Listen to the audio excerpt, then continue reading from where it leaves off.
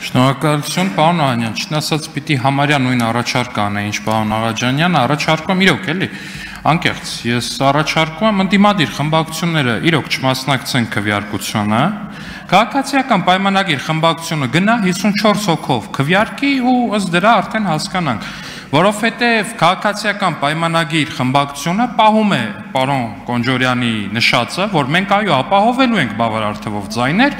բայց արդեն երկրորդ անգամ ընտրությունը ձախողվում է եւ դա ապացուցելու համար նաեւ առաջարկում ենք ընդդիմադիր խմբակցությունները ուղղակի չմասնակցեն, կարող ենք մենք մասնակցել, սա իմ անունից եմ առաջարկում, էլի ոչ թե խմբակցության։ Եթե կողմ լինեք, ասեք քննարկենք։ Ուրեմն ես առաջարկում եմ հետեւյալը, որ մեր խմբակցությունները Հայաստան Դաշինքը եւ Պատիվ ՈՒՆՄ կմասնակցեն,